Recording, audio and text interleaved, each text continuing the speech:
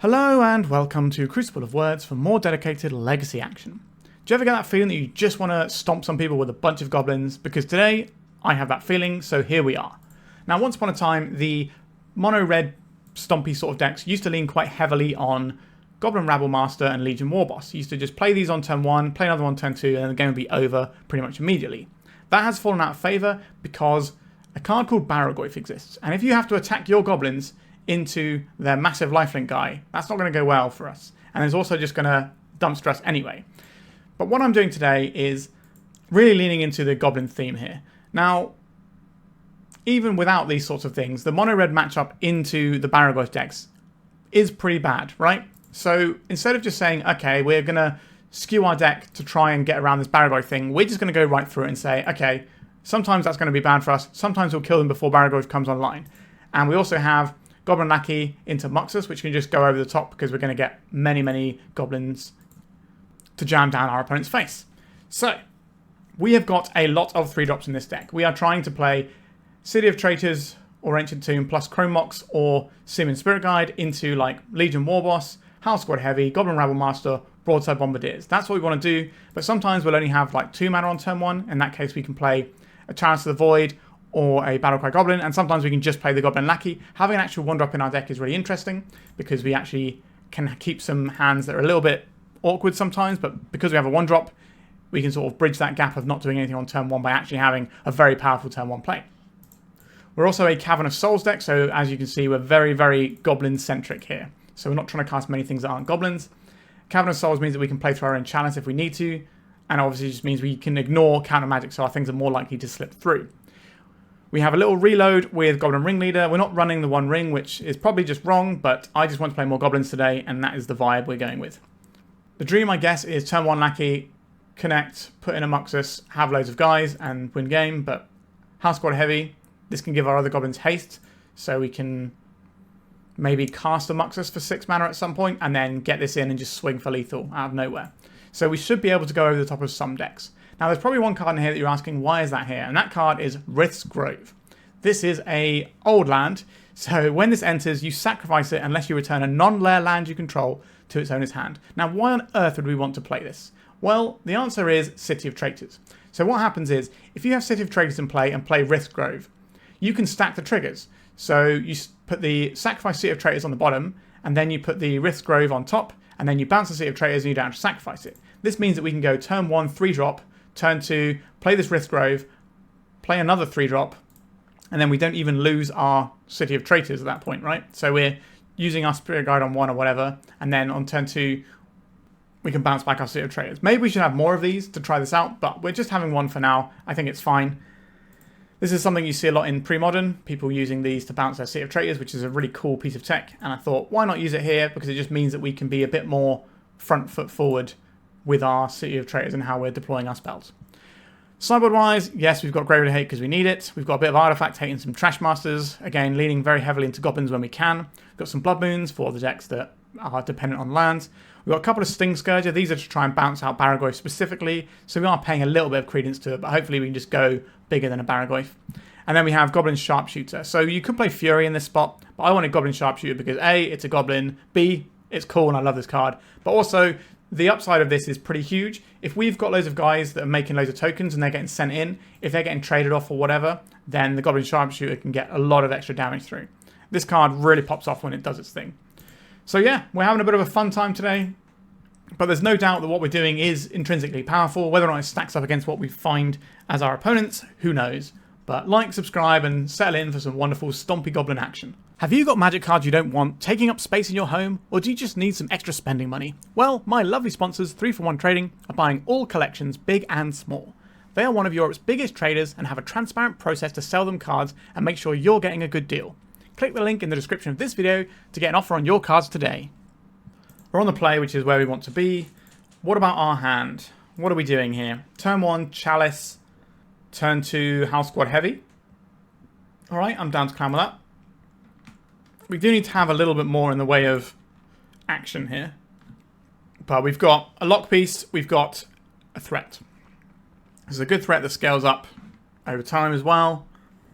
So we'll probably start off on Sundering Eruption, Simian Spirit Guide to make our Chalice.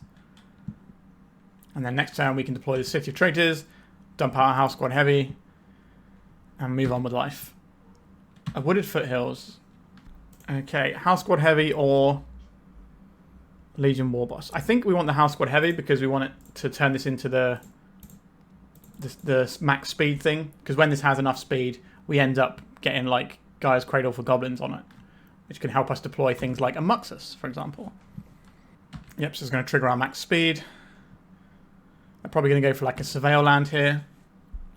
Wooded Foothills is kind of an unusual start these days. Commercial District. So we could be looking at like a green-red initiative style deck. We could be looking at a Storm deck. Normally you wouldn't see the Wooded Foothills though, I don't think. It's normally like Bloodstained Mire and Polluted Delta. Is it Polluted Delta? No, is it Verdant Catacombs, I think. Is the one that the Storm decks usually run, like the Epic Storm. I left a card on top. We'll see what happens. Next turn we get to make a Legion Warboss. And we just continue to bring the beats. And as a Saga, we should be able to clock quicker than this, but this could be like a Saga Storm variant. Goblin Engineer. Okay, we're on Painter. Okay, this is an unusual build of Painter with the green. They're going to put an... What is this going to be? Ensnaring Bridge, probably. Which means we might have to just dome this Goblin Engineer. Will there ever be an end to this goblin-on-goblin violence, I ask you? So if they put the Ensnaring Bridge in, we have to Shatterskull Smashing this, which means we're going to lose our City of Traitors. If they don't have a main deck... Oh, just paint a 7. Okay, that's fine. So they're going to try and win off of this as a Saga. We're going to try and kill them before then. Alright, Legion Warboss, out you come. Let's go to attacks. I will mentor one of these little goblins. So I can clean up one here. But they're going to take, what, 2, 4, 6, 7. And we get some more speed. Do we need to play this Ancient Tomb out right now? It doesn't actually change the amount of mana we have next turn. Because next turn we play... Is that true? Actually, because we kind of want to have red-red next turn. But we can have red-red 2 next turn. If we play this out, we have red-red 2 next turn as well. So I guess we just hold. And it doesn't really make a difference playing our land out just yet. So hopefully we can clock our opponent before this pops off. We can also just fire a Sundering Eruption this next turn. And then we have, what, 2, 4, 6, 7, 8, 9, 10 damage. So we'd be 1 shy next turn. That's a little bit awkward. But we can hit this before they get the chance to tutor for a Grindstone. There's just something comforting about turning goblins sideways. I don't know what it is. But here we are. So if we hit this Saga, they can't really get a Grindstone into play because they can't cast it through the Chalice. They don't really have much in the way of artifacts going on right now either. A lot of the painted decks are quite low on artifact count these days. Some of them not even running the goblins, which is a shame because I love these little guys. Sideboard wise, what are we thinking? Since we've got some time here. Trashmaster is the obvious one. I don't know if we want the Leylines, probably not. And Sharpshooter might have some text as well.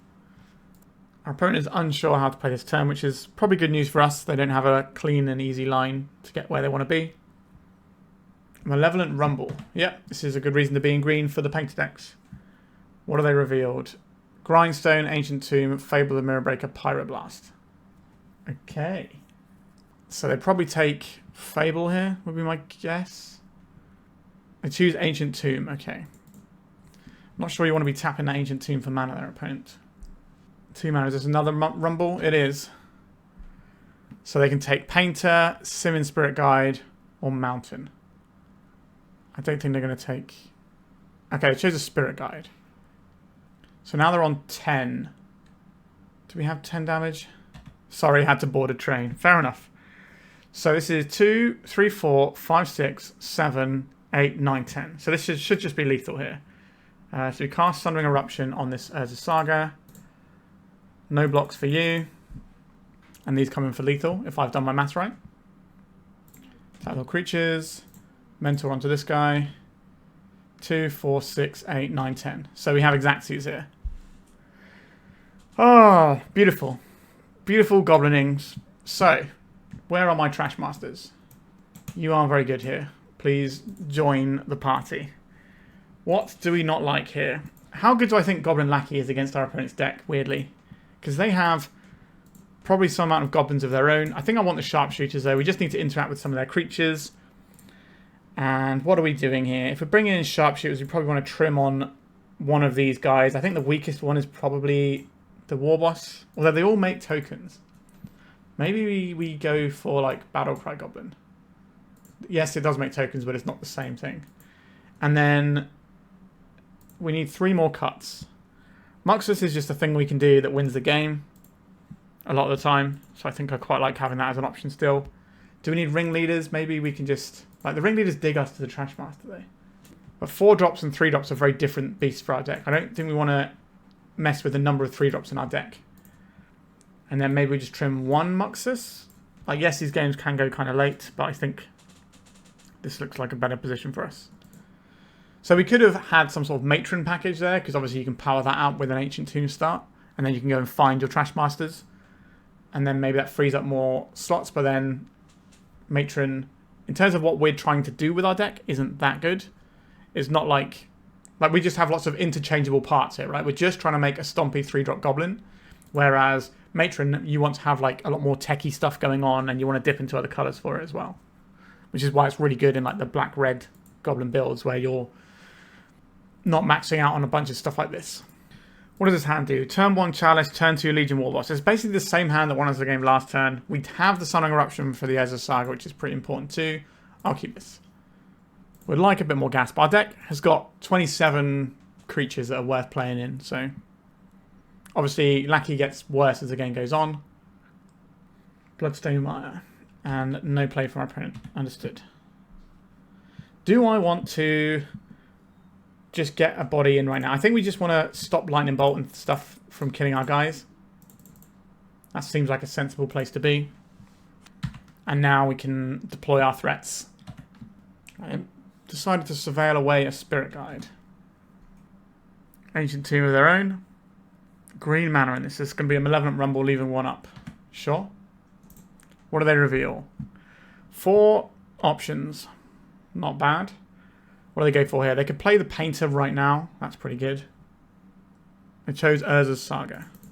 Okay, well, we already have an answer for that, and they play their land for turn, so that's not so bad for us. I think we use the Cavern here to play our Warboss.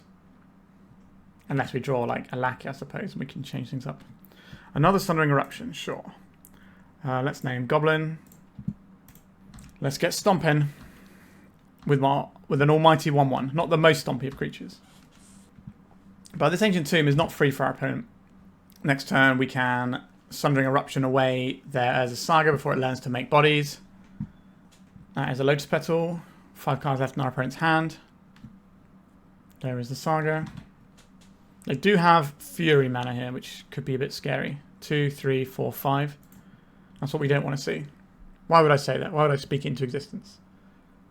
Here it is. Here is the Fury. No? Okay. They're easing back off of it. There's green mana in there. So we're doing something different? Or they just clicked the wrong colour. 6 mana. Is this just deliver the entire combo into our face? Or is this like a walking ballista or something? A Morlock. I haven't seen one of those for a while. There's a 6/6. They're going to get to draw a card off of this as well. Sure. That was a very good turn for our opponent. Okay. They put a lot of resources into that, but obviously they've kind of quelled what we were doing. So would I like to Sundering Eruption? Yes. Would I like to use a Sundering Eruption here, or would I like to use a Simian Spirit Guide? Because we need red mana. This is a 6/6. I'm a little bit reluctant to... yeah, I'm a little bit reluctant to pay more life on this Sundering Eruption here. Just get rid of this, and then we can play us tap Sundering Eruption instead. So, the question here is, are we attacking for 1 damage because this can't block, or are we trying to save 6 life? I think we are, unfortunately, trying to save 6 life. And it's not really where our deck wants to be. We want to be playing on the front foot. Them making a massive guy has definitely changed how things are going to go for us. City of Traitors for our opponent. Something big. Is this just going to be a Fury? It is a Fury. Alright, so they bash us for 6. We don't even get to block now. Maybe could have intuited they had the Fury, because it looked like they were casting a Fury and then they cast a Morlock. I just assumed they'd click the wrong things, but they actually changed their mind on what they're playing. We are dead next turn. Have we got anything useful, or are we going to be scooping this one up? Broadside Bombardiers. What does that actually do for us? We play the Broadside Bombardiers, and we can kill the Fury as well. No, we can't. If we tap this for mana, we die to the Morlock. They're both hitting for 6. If we play the Broadside, I think we're always playing this City of Traitors this turn. We can play the Broadside, attack, then we have to get this into play and fire it off at one of their guys. There's not really any way we can go about doing this. Broadside Bombardiers, we attack for 2, we fling for 5, that's not enough. So we can fling for 5 and kill a Fury. We can't fling this to kill anything. If we kill a Fury, we die to the Morlock. We could just play out 2 blockers and then chump block, and that feels horrible. But we could we draw into Muxus? Yes, we could draw into Muxus if we do that, which is what we're going to do here. This is horrible, but it is the world we're living in, unfortunately. Okay, so then we play this little guy. So we can't attack here or we die. So we are on chump block both their guys, draw Muxus, win game, because Muxus just puts in all the power in the world. It's a line, I'll take it. Now our opponent might have another Fury, which completely cleans us out. But I think they're just going to take their free. I guess if they had Fury, they probably would play it, just so that we don't get another turn. Alright, none of these have trample, do they? No, they're just large. Okay, we just need Muxus to hit Howlsquad Heavy and friends. And we need to draw the Muxus. Goblin Engineer. Okay, that is a creature that can get in the way of a Muxus. It might make it more difficult for us to get over the line here, but we'll see. Step 1 is drawing Muxus. Ancient Grudge. Okay. Muxus off the top. Have I spoken into existence? No, we're just dead. Okay, cool. Alright, sideboarding. How do I feel about these Goblin Sharpshooters? They haven't shown us regular Goblin Welder, but they should have Goblin Welder if they've got Goblin Engineer for the most part. Maybe I'll ease off of one of the... where are they? The Sharpshooters. And just get a Muxus in here. It's just nice to have this thing that says, oh, actually we can win the game just out of nowhere. But I think being on the play is just a huge boon for us. I'm not going to try and blubber in their stuff. It doesn't get rid of Urza's Sagas anymore, so it's just not worth boarding in. I think Chalice on 1 is better than Lackey. I'll keep this. Our hand slaps pretty hard, to be honest. A good thing that we get to do here is we get to play the Howlsquad Heavy, which then makes our Goblin Sharpshooters hasty, which can be quite some nonsense. Would like a Simian Spirit Guide this turn. That would be the best draw. Did not find the Simian Spirit Guide.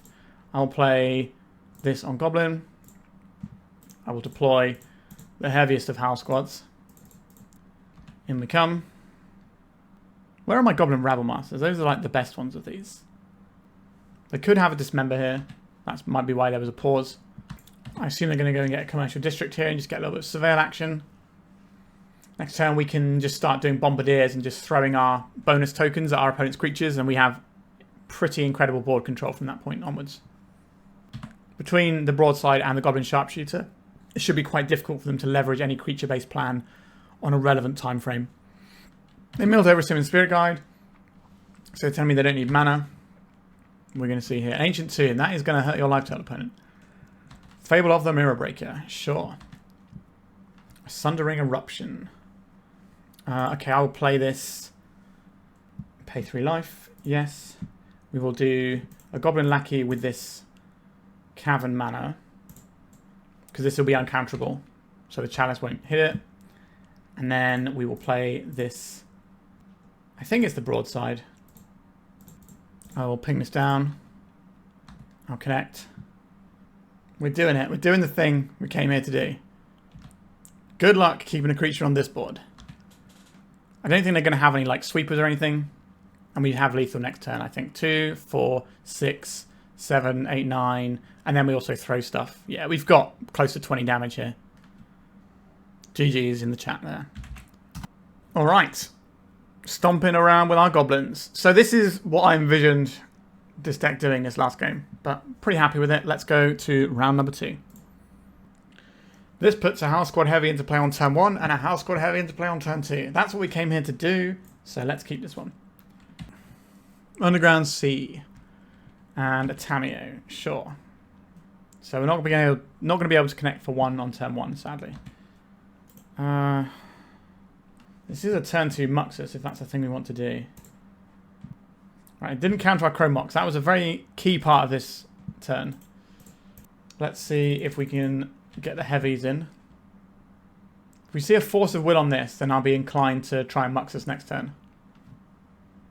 Alright, Force of Will. Okay. So that means they didn't have a Daze.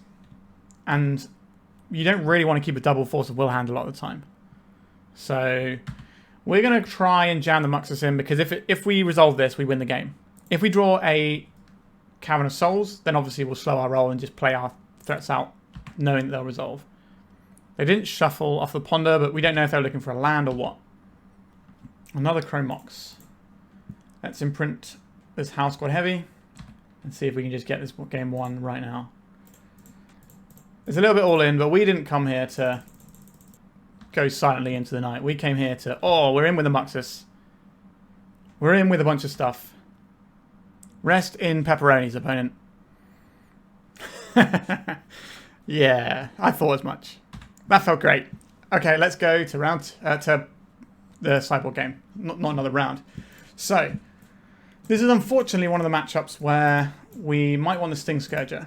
But also, we don't know if our opponent is Reanimator. We probably have to assume they're Reanimator, because that's the scariest thing they can be. So, maybe we want some of these. Do we want... Oh, sorry, not Blood Moons. Leylines was the one I meant to click there. I'm not convinced we need the Battle Cry Goblins so much here. And then, what are we doing? Obviously, these things are hard to resolve, but they do just win the game straight away. Maybe we could, like, trim a Legion Warboss here. And maybe a Ringleader. Let's try something like that. I don't know if we can afford the Stingscourgers here, because I don't want to board too heavily out of what we're doing. Hopefully, we can get there with this hand, though. No red mana is a little bit sketchy, Roonies. Let's mulligan. This does have red mana. It also has Chalice on 1. I'll keep this. What are we putting back? We have 2 Bombardiers. These are obviously very powerful Magic the Gathering cards. This Muxus is a long way off.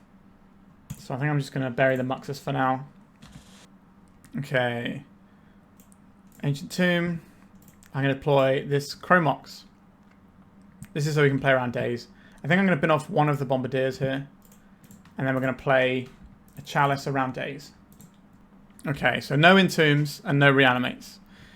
We will just get bodied by a Barragoyf at some point. But I think we have to play on the assumption that our opponent is playing the Reanimator build.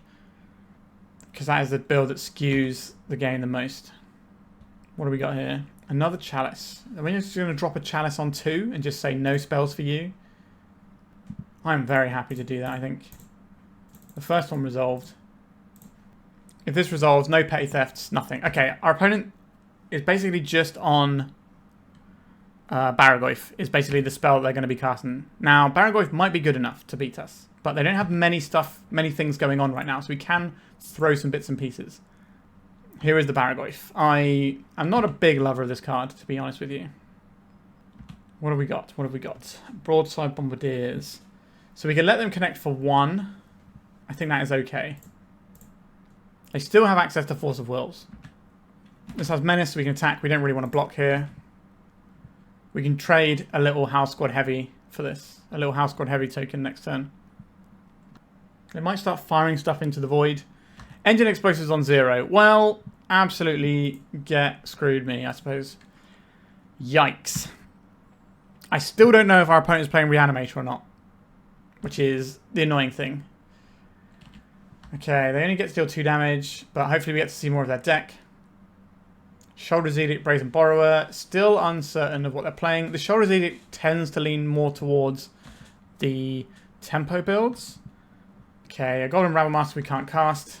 Well, we're super dead here, but we're going to get to see more of our opponent's deck because of the Barragoyf Mills, so we can at least enjoy that. and maybe get enough information that we can sideboard appropriately. Like if I can take these Leylines out of my deck, I would love to do that. It's a bit awkward. Like even if they didn't have the engine and explosives, they might still be able to have won this game because they could just cast stuff into the abyss to grow this so that we can't dome it. It's a pretty miserable situation right there. Okay, failed pushes, everything's coming across. I did mention at the top that this kind of invalidates red decks, and we are seeing that a little bit. Nethergoyf. Okay, so we now know their tempo, so we don't want these Leylines. Good. Okay. So we have enough information to know here what's going on. Cavern of Souls. I don't think we're winning this game. I think our opponent's just too far ahead. Okay, so get out of here, Leylines. In with the Stingscourgers and the Battle Cry Goblins, I think. Now there is an argument to play some Blood Moon action. I just don't think that's where I want to be. Am I happy with Ringleaders? Would I rather have... I'm just trying to think what of these do I want? Do I want more Ringleaders than Battle Cry Goblins? No, I think this is fine. Turn 1 Goblin Rabblemaster is pretty good. I'll keep this hand. Okay, so I will play out this Chrome Mox before they see our Cavern of Souls. I'm going to imprint this Goblin Lackey. Then I'm going to make this. I'm going to name Goblin. And I'm going to Rabblemaster them good. Next turn we can play an uncounterable Bombardiers. And this is a pretty powerful start. And we haven't got anything in our graveyard, so the Goyfs aren't going to be, like the Barrow Goyfs aren't going to be big for a little while. And hopefully we can kill our opponent before they can even play one. Let's play this, also on Goblin. Going to have a very uncounterable Goblin here. This is the time where they're going to fatal push probably our Rabblemaster. It could be the Bombardiers, depending on how they want to deploy their threats, but I think it's probably the Rabblemaster. Oh, they're blue blasting that guy. Interesting. Because this guy hits pretty darn hard here. This is 6 damage next turn, and then 8 damage the turn after. And then if we can find another Goblin, it goes bigger. Simian Spirit Guide, not really the one we're after here. Are we going to get Orcish Bowmastered here? We are indeed. Yep, so they're going to take out our poor little Rabblemaster, and then we're going to be left with like rubbish like Simian Spirit Guide. They might even fire off a counterspell on this, because their counterspells won't work on other creatures anyway. Alright, we have 4 power, our opponent is at 10. But we've got other like powerful things we can draw. We can draw another Broadside Bombardiers. We can draw any of our 3-drop creatures really. Stingscourger might be a useful thing to draw soon, since our opponent is approaching that scary 3-mana for Barrow-Goyf mode. But we do have the Sundering Eruption, so if we get our opponent low enough, we can Sundering Eruption, make it so their Barrow-Goyf can't block, and then just get the final points in. So we do have a little bit of play, it's just tough. Alright, they've got their Brainstorm, they've got their Fetch Land, and they're passing. We're going to see more Broadside Bombardiers, is it? I'm not blowing up their land now, we need to blow it up to stop lifelink creatures. Let's see if we can just get 4 damage over. We got another Bowmasters here. No, they don't. That is good news. They can fatal push a token, but they can't fatal push the Spirit Guide. Oh no, sorry, they crack their Fetch Land. Of course they can fatal push the Spirit Guide. Ignore me. What am I talking about? Alright, we're just chipping through a little bits of damage and hoping that they don't get us. They milled over the top card with the Surveil Land. Murktide Regent. So that's not great for us, as you can probably imagine. Broadside Bombardiers here is real good though. Howlsquad Heavy. Like, we're not casting it, I think. So let's get another creature in. We force through 2 damage this turn. Our opponent might have to stay back on blocks. Puts our opponent to 5. Next turn we can connect for 3 with what we're showing. So we're so close to getting over the line here. Just need to like draw something that's got some power and toughness. Red Blast. Okay, that makes the power and toughness pan a little bit more awkward because it's not going to have haste. Are they going to attack for 8? They are attacking for 8. Is this Orcish Bowmasters coming our way? Simian Spirit Guide. I guess we're attacking. Second Bowmasters to clean me right out. Yeah, that's obviously a disaster. But we're doing what we can here. Go Gadget Spirit Guide. See, it's unfortunate we're drawing the Spirit Guides and not like, you know, the good goblins we have in our deck, like Broadside Bombardiers. Definitely turns where if we'd have drawn Broadside Bombardiers, this game could have been over. Even if we just drew like another one of our like Rabblemaster style cards, that would also be fine. Just something that's going to give us bodies over time and help us go wide of our opponent's board. Brainstorm here. If I leave the Bowmasters back to block, we can force through 2 damage, but 2 damage isn't enough to stop us dying. We'll lose one of our caverns, but that doesn't matter for where we're at right now. I would rather them wasteland us than hold up Orcish Bowmaster mana. Sure. What do we got? City of Traitors. So we can put our opponent to 3 and then they kill us on the crackback. We're close. Slightly better draws. I think we win that one, even though this matchup looks a little bit sketchy. Boy, do I dislike Barragoyf on being on the other side of it. Alright, let's go to round 3. This is not the sort of hand we want to keep here. First appearance of Rith's Grove, though. Let's mulligan. Yes. Yes, please. Sign me up. Hook this to my very veins. We have turn 1 Lackey into turn 2 Muxus. I think we're just going to put back the Chrome Mox here.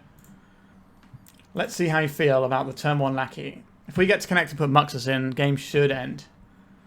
Unless our opponent's just like a combo deck that gets to ignore it. Oh, look, a combo deck that gets to ignore us. Yuck. Okay. Still got another week of this deck. But hopefully they're going to ban both the creatures from it soon. What do we got here? Okay, so they're on the green builds. They're going to have Force of Vigor and Wear Down as options. We had such a cool start here, and it just doesn't mean anything. Alright, sure, you got it, opponent. 4 Leyline of the Void. Blood Moon can keep them off of some mana sometimes. I don't think there's some weird line where Sharpshooter can kill them before they get to do anything. I don't think that's realistic. So we definitely want the Leylines. Maybe the Trashmasters if they leave something in play. We're not going to have time to do Ringleader stuff or Battle Cry Goblin stuff. Maybe Muxus is kind of slow. Although if we put it in off of a Lackey, it's just lights out. Maybe we just get rid of like the Warboss because it's like the weaker of those things. Because like Muxus is happy to go into a Chrome Mox if we're not going to have the mana. But if we do have the option of making a turn 2 Muxus, then it's all good. Double Leyline. But we don't get to play... we kind of get to play the game, I guess. It's not pretty. I'll keep this. We're just going to play 1 Leyline, and then the other one goes under the Chrome Mox. So we play Chrome Mox. We imprint the Leyline here. Are they really going to force a Vigor us with this on the stack? Yeah, cool. I detest this deck so much. Sure. I will not exile a card. We will play this. Are they still going to turn 1 kill us? Maybe their hand is slower and we can actually play a real game. Nope, they're just going to kill us on turn 1. Cool. Yeah. It should be noted that this hand they have also beats the double Leyline if we put them both in instead. Sure. Cool. Can't wait for this deck to be banned. Let's go to round 4. For the best Eternal experience this summer, check out Eternal Mania in Hasselt, Belgium from August 8th to 10th. Aside from hosting the European Legacy Masters, they have a whole host of other tournaments from Team Trios to Old School and Pre-Modern. I will be there playing Legacy and hanging out as a special guest. This will also be the first event that I'll be giving out my own special Marit Lage tokens, so why not come down to enjoy an awesome weekend run by one of the best TOs in Europe. Howlsquad Heavy into... Chalice into Howlsquad Heavy is fine. I'll keep this. Ooh. Our opponent's played Ancient Tomb. That means I'm not going to play... I'm just going to go for the damages here, I think. This is Ancient Tomb. Chrome Mox. Imprint this Simian Spirit Guide. Get the Heavy in. Do I want to play a Chalice for 0? I think I do. It's material we can throw with the Bombardiers. It's also... possible to stop something our opponent's doing. Is this just the 1 ring? It is the 1 ring, but we are pretty good at punishing our opponent taking damage. Cavern of Souls. Sure, I'll play this out. We'll name Goblin. Does give our opponent a little bit more of an idea of what we're up to. Although the Howlsquad Heavy is a bit of a giveaway there. Our stuff has to attack. Or this has to attack, even though they have 1 ring protection. But we've shut off things like Chrome Moxes for them, so it should be harder for them to get red mana. They're probably going to have to bolt in one of those like Shatterskull Smashing style lands. You want to tap the Ancient Tomb? Be my guest. Right, they're floating some mana off of the city, presumably about to play another land. There is a mountain. Not a card that is even in our deck. Chrome Mox into this Chalice of the Void. Nope. Alright, we got value off the Chalice there. Has that ruined our opponent's plan? Or are they trying to Pyroglyph? Okay, this feels like Pyroglyph without tapping Ancient Tomb. I assume they get rid of our Bombardiers here. There it is. Goodbye, Bombardiers. Sorry to see you go. Now they have a 3/4 creature. Okay. We're just going to lose this one ring, though. Can't find it. Okay. We don't have red, though, do we? Because this doesn't tap for red. So one of our guys has to attack. We may as well send in the other guys. Do I play out the Ancient Tomb or the Shatterskull Smashing? We can save life, but we're mostly going to want to use this to kill a creature at this point, I think. So I'm going to play out the Ancient Tomb. Makes it easier for Muxus draws. If we draw Muxus and cast it, we just win. That's what that card usually says. A Fury. Well, I'm not a fan of that one. So we're going to lose the Howlsquad Heavy and one of our little 1/1s. Yep. Okay. Muxus off the top, please. But yeah, so things like the One Ring, what it does for these like red Stompy decks is it just means that they don't have to play by the normal rules of the resources you put into a Stompy deck. So, you know, you're pitching 2-for-1s, you're doing Chrome Moxes, and you're getting rid of your City of Traitors sometimes, and you're using your Simian Spirit Guides. You're putting a lot of resource into jumping ahead of the curve to do something big and Stompy. The problem is, when you have the One Ring at the end of that curve, you can just afford to pitch all your stuff, and stuff like Fury doesn't really come with a cost anymore. That's why I'm not, one of the many reasons I'm not really a fan of the One Ring. Alright. They're going to throw the One Ring at our guy to stop themselves taking damage. Can we draw Muxus and win the game? Legion Warboss. You are a card that we are allowed to cast. Is it worth casting? We play the Warboss. We deal our opponent 1 damage with the guy. Then they attack and maybe kill our thing. I guess it's fine. And I will play this out. Not really a fan of doing that, but we have to, I think. There might be a situation where we can Shatterskull Smashing our way through. What does max speed even do for us? Nothing. It doesn't do anything on its own. It's only creatures that care about max speed. Lelia the Blade Reforged. Okay. That's some stuff you've got over there, opponent. They've exiled a Blood Moon. They don't want to want that. So this is 3, 4, 5, 6, 7, 8. Plus they throw the Pyroglyph. If we block the Pyroglyph, this is 6, 7, 8, 9, 10, 11. So they have lethal. Whatever we do, the illusion of choice. No? Are they not going to? They are going to finish us off. Okay, good. Well, not good, but it is what it is, right? So, how do we deal with this? Goblin Trashmaster seems okay. The Chalice of the Void does not seem that useful. Do I want to Stingscourger? I don't really want to bounce their guy. That doesn't seem like a great thing for us. Sharpshooter is potentially playable here. It's not great, but it allows us to do some blocking and pinging and stuff, and maybe that ends up working out alright for us. I think it's better than the Chalice, is what I actually think. I don't think this card is good, but I think it's better than Chalice. I could play the Stingscourger, but do I want to bounce a Fury or a Pyroglyph? No. So that doesn't seem great for us.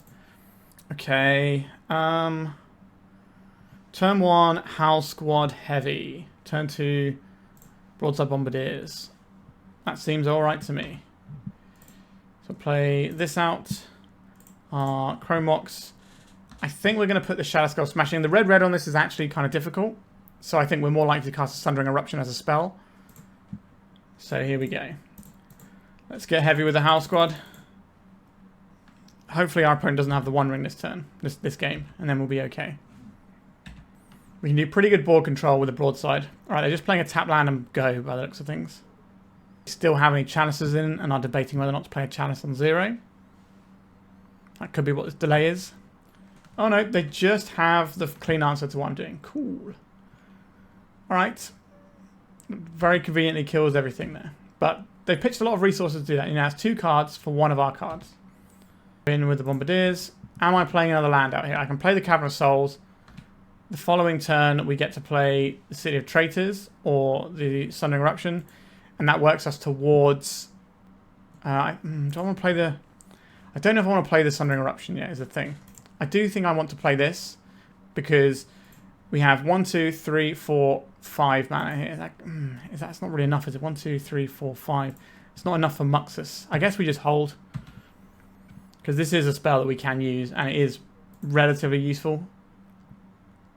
Lelia, the Blade Reforged. Sure, your clock is better than mine. Obviously, we have the ability to throw damage. Shatterskull Smashing, that's not something they're going to be able to use here. It's not a 0 drop. Feels like they're thinking about another Fury. We currently don't have anything that lets us deal with this Lelia. Need something like a Goblin Lackey to throw. Sundering Eruption, you say? Okay, so now I think we are just attacking, and then we're going to deploy a Sundering Eruption tapped. Goodbye, City of Traitors. So now we have 1, 2, 3, 4, 5, 6 mana towards a Muxus. Now, will we be dead before that happens? Uncertain. Let's see what they reveal with the old Lelia here. Another Lelia. Okay, that's fine. That's not something they can cast here. Well, they can cast it. It's just not very good. But their clock is growing every turn. This is a sweet one, though. I do like the Lelia. I don't think it's too bad into the world of the Barragoist because it doesn't have to attack if you don't want it to. You still get card advantage when you attack with it. And it can come down early enough that you can grow it to beat a Barragoist in these sorts of decks. Fiery Confluence, you say? Cool. So they're killing all my guy, or my only guy, and my mana. I think that's a little bit rude. I guess I'm just going to play this Cavern out and then Goblin. We need to draw some action here. Maybe we need more Ringleaders in our deck. But then the things we'd be cutting for them aren't the things in our hand anyway, so it's kind of a bit of a moot point, really. A Mountain. So they might play that post-combat main phase. But our life total is getting bodied pretty hard here. And this is getting out of the range of things that we can interact with. 5/5 is doable, but okay, so this is 6, 7, 8. So they have lethal damage next turn. So we need to put something in play to block with. So we need to buy a turn and then find a Muxus somewhere. Ancient Tomb, that doesn't find us anything, and we are dead. Alright, we got bodied by a more streamlined Mono-Red Stompy style deck. I think game 1 we were just, you know, at the mercy of our opponent having better draws than us. I don't think like we were superly like outmatched at all. It was just they happened to draw a lot better stuff. You know, they had the Fury, Pyrogoyf, and the One Ring, and obviously the One Ring probably found them at least one of those, and that was just going to be able to go over top of what we're doing because we're not playing like the One Ring in our deck. All right, on to the final round. We're currently 1-3, which is sad after the start we had. Let's go to the final round. Alright, our opener is turn 1 Rabblemaster, then hope to find land. Is that good enough on the draw? We have 2 draw steps to find a land. Our deck is 50% mana, pretty much, so I think I'm on that. I will keep this hand. If we get Thoughtseize, things can go a little bit awry. An Ancient Tomb. A Chrome Mox. What flavour of Chrome Mox are we looking at here? Alright, the One Ring on turn 1. Well, get wrecked me, I suppose. Muxus, you say. Alright, so I'm going to play this. Pay 3 life. I'll play out this Chrome Mox. I'm going to imprint one of the Howlsquad Heavies. You want 1 Howlsquad Heavy, not 2. I'm going to cast the other one with the hope that we find a land, play the Rabblemaster. Rabblemaster with haste comes in, attacks with many, many things, and all of a sudden we can body our opponent before they get the value out of this One Ring. But, yeah, we are battling uphill against the design mistake here of the One Ring, so it's going to be tricky. But, you know, if we can get a Muxus in at some point, pretty darn sweet. Fury, though. Why you got to do this to me? It's the classic content creator thing of the person in the chat saying they're a big fan and then immediately bodying you really hard. Very good. Love it. Chalice for 0 to stop us playing additional Chrome Moxes. That does cut off 4 of our lines to another piece of mana. This cuts off 1 card in our deck. Chalice of the Void. I guess we play it because it is a thing we can sacrifice for Broadside Bombardiers down the stretch. We can't play it for 0, but we've missed on mana in our 50% mana deck. Now, if we'd have hit a Chrome Mox, then that would have been on me, I suppose. But yeah, we have 20... No, sorry, we've got 29 mana sources. So we've got 21 lands and 8 Chrome Mox Simian Spirit Guide effects. That is a Fable of the Mirror Breaker. Alright, we're going to have a rough time. Come on. Sundering Eruption. Sure, I will punch myself in the face. Alright, we don't have a choice, so we just send a 1-1 into their 2-2. Not ideal. Fable of the Mirror Breaker is exactly what I think a good card in Legacy should look like. Like, yeah, this was too powerful for some other formats or whatever, but this is like a perfect Legacy card. You know, it's got some good utility. It's nothing like super overpowered, but it has some cool stuff you can do with it. There's lots of different ways you can build to maximize this, or just have it as like a nice piece that slots in and helps your color out. There's lots of cool things that you can do with this. And I'm a big fan of the Fable of the Mirror Breaker as just a card. Like, yeah, it's probably not a thing you actually want to be printing into Standard, I guess. But as someone who doesn't play Standards, I think this is a cool design. Okay, down goes the Rabblemaster. So we're going to take 6, 7, 8 next turn. So we need to find land into Soul Land, and then we can get Muxus into play, and that might be enough. We can chump block with the Rabblemaster for a turn, but once this starts copying things, we are cooked. A Broadside Bombardiers. We can attack with this, throw this, kill the Goblin. That's not nothing. I will take that. Actually, do we even take the... Do we just hit them in the face here? This is 6, 7, 8 damage. I think we just shoot them for 2, and then we have lethal next turn, right? We can also play the Rabblemaster and give us a 3-drop to throw. Oh, wow. We got... Oh, yeah, they got the One Ring ticking down as well. I was so busy getting killed that I forgot that they were killing themselves. Cool. It is exceedingly hot in my studio today, and my brain is quite frazzled. But we're going to get there. Okay, Trashmaster in. Chalice out. I don't think we want the Stingscourger for the reasons we mentioned before. The Sharpshooter is just really bad, though, as well. It doesn't do what we need it to do. But it can get a little bit of damage over the finish line. We could do Stingscourger and like bounce some scary blockers. I think we're just going to put the Sharpshooters in. I think our sideboard is not really built for this matchup. I think we need 2 more slots that we want to board in for this matchup, and I don't think we really have those. We could play... Like, we can't play a lot of red spells because of our mana bases, Ancient Tombs, Cavern of Souls. We're leaning quite heavily into casting goblins. So we need to be really reluctant about putting... Like, we can't put a red spell in our sideboard unless it's a goblin. That's the only way we can realistically do that. So we could run a bunch of other bits and pieces, but I'm not really sure. There's a lot of goblins to look through. But we've got a lot of the hits in here. So what does this hand do? Nothing. This is a turn 2. We are not about doing things on turn 2. We want to do things on turn 1. Okay. Lackey into other stuff is reasonable.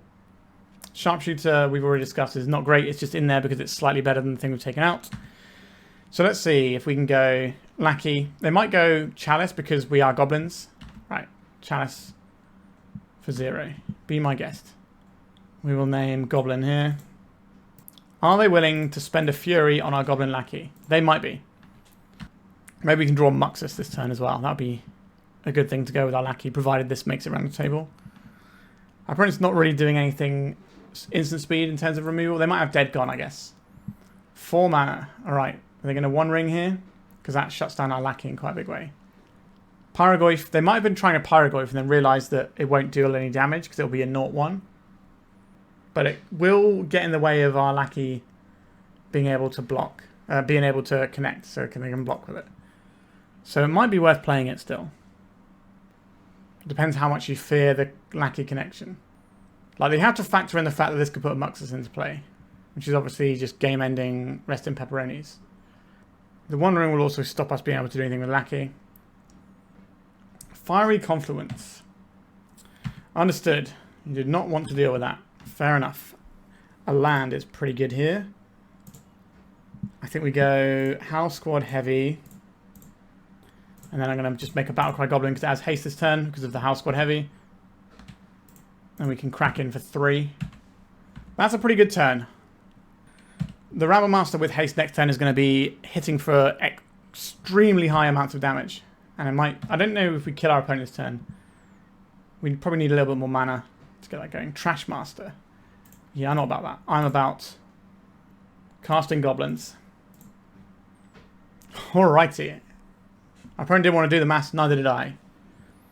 That is the end of the match. And we managed to finish with a 2 and 3 record. Now, we just got bodied by Oops or Spells on turn 1 twice, including through a Leyline Chalice hand that we had set up. So, yeah, that sucks for us. We also lost to the Mono-Red deck 0-2. And the other game was, you know, a reasonable game, I suppose. So, how do we feel about this deck? It's okay. It's okay. I enjoy smashing big goblins down, and I don't necessarily think this is the best thing you can do with goblins or the best thing you can do with Mono-Red Stompy, but I don't think it's embarrassing to play. Like, we're playing things that end the game quickly. We're very proactive. We've got ways to get around some of our opponent's permission with Cavern of Souls. We have a lock piece that we can send down. We have some tools in the sideboard. I think the sideboard could definitely be improved. I'm also not sure we need the Battle Cry Goblin either. We could probably just swap these out for more Goblin Ringleaders. So in those situations where we were looking for more gas, maybe that would help. And that would probably improve it a little bit. We didn't get to do the Rith Grove on our City of Traitors thing. We are running one more land than the stock Stompy decks at the moment, because I wanted to add this one Rith Grove because we have a 6-drop that we might actually want to cast. So I thought, have one more land. This also allows us to reset our City of Traitors. Didn't get to do that, which is a shame. It's a cool trick. But yes, this deck is fine. I think you can definitely improve upon it. And I think if you're looking to trim stuff, I think Battle Cry Goblin, Legion Warboss, and Ringleader were things that never really did very much. So we could definitely swap those for other things. We could even go up to another Muxus. And you could even go harder into it and play something like a Seething Song. But the problem with Seething Song is you need to have +1 mana on top of that to get a Muxus out. And you also need to have +1 mana on top of it to get any of these out as a pair. So it gets a little bit awkward. Now, you can obviously just wait a turn and cast it, and maybe that's fine. But we're all about doing the big plays on turn 1. Maybe I'll try a full-on Turbo Muxus deck again. That was a deck that was really sweet when we had the Sticker Goblin before that got banned. Maybe I'll try something similar again, see if we can relive the dream. I do enjoy messing around with goblins, but like I said, this is not the optimal goblins list. I think the best goblins list is the black-red build, which is all really techy and stuff. It's quite a difficult deck to play, but has a lot of different options and tools. Alright, hope you enjoyed this one with some goblins smash and face. Please remember to like and subscribe, and if you'd like to support me in the channel, please check out my Patreon. It has a free guide to budget turbo depths, as well as 3 tiers of support. A low-cost one that enters you into my monthly raffle for a free donation deck on the channel, a mid-tier subscription that gives you access to my detailed turbo depths guide that is updated every month, as well as regular articles, and lastly, the higher tier gives you all of the above, as well as a monthly donation deck for my channel. If you're interested in supporting the channel this way, please check out the link in the description.